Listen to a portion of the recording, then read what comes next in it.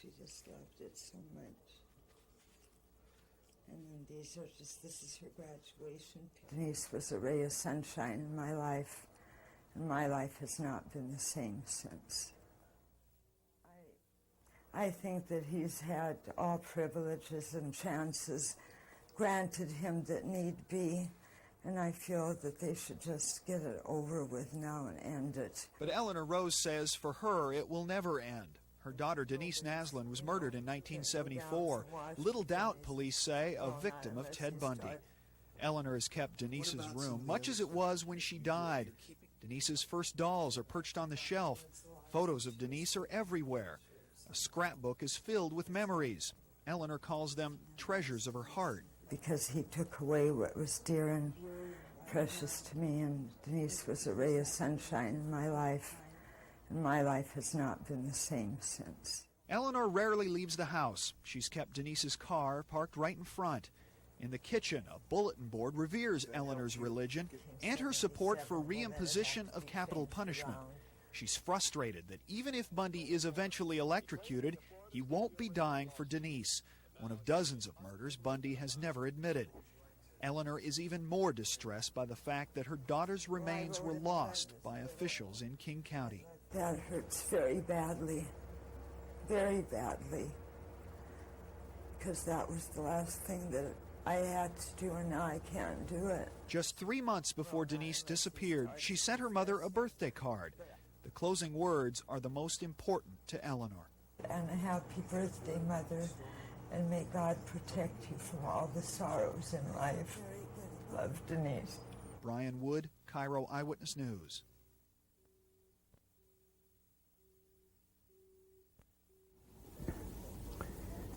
If I were a Ted Bundy, I think I'd see the handwriting on the wall finally. So I'd go out in a blaze of glory. I mean, I would crash and burn. I would tell everything I know in hopes that if nothing else, that I would go down as the biggest and baddest in the history of the United States or whatever, you know. The Rancourts have been on an emotional roller coaster for 15 years, looking for some closure to their grief. Of the two, Dale has had to be the strong one. Sometimes. Can't have two weepies in this house. No, we sure can't. I think we wear our sanity like a very thin shell, though. Too many more of these bumps, and it gets a bit tight sometimes. Yeah. But other parents don't have such support. She was everything to me. And as far as I'm concerned, Ted Bundy took it all away, and he took her life and her plans from her. In many ways, Eleanor Rose has never gotten over the shock of losing her daughter, Denise Naslund. Now, instead of relief at hearing of Bundy's confession, Rose feels anger at the years of lies. And I feel kind of a cold bitterness, towards him, along with hatred. That he could do that, and then after 14, 15 years, decide he will tell something to spare his life. Dale Rancourt says he believes in capital punishment only under exceptional circumstances.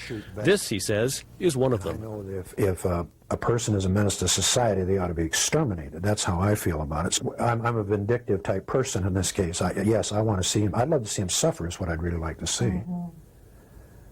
As opposed to a death penalty, I'd like to see him suffer, but we're too humane for that kind of thing. We don't do those kinds of things. But I think that if you make someone else suffer really bad, that something really bad ought to happen to you. Frank Abe, KIRO News.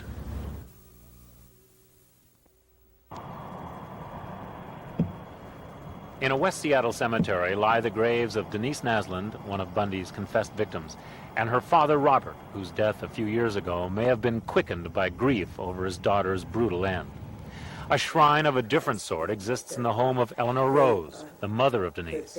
Pictures, mementos, and newspaper clippings help foster constant memories of the daughter that Eleanor Rose lived for, and in some ways still lives for. She was like a ray of sunshine in my life, and she brought me so much happiness and so much love and so much everything. And Ted Bundy took that away from me.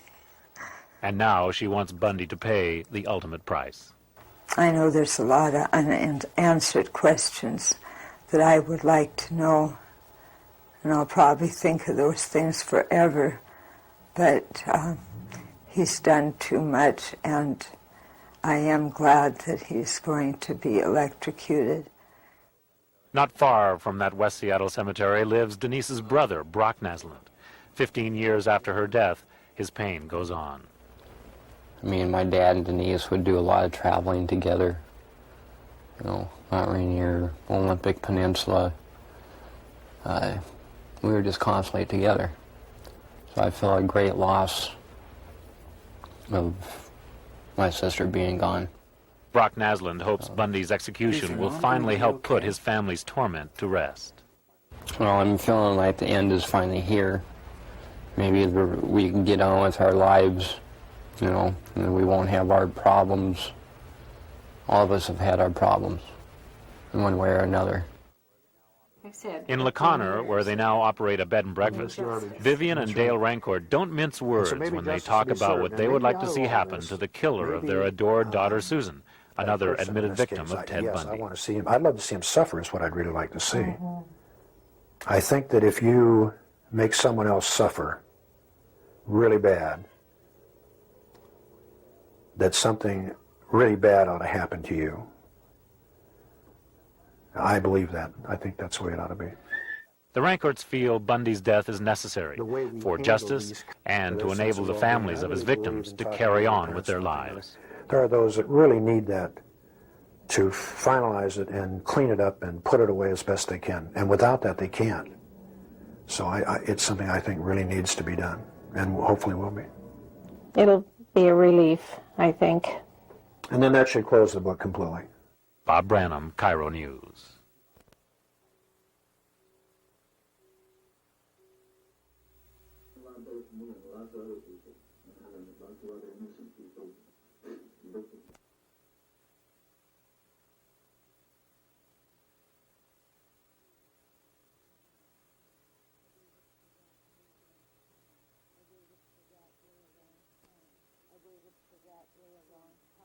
I waited for that day a long time, and it came.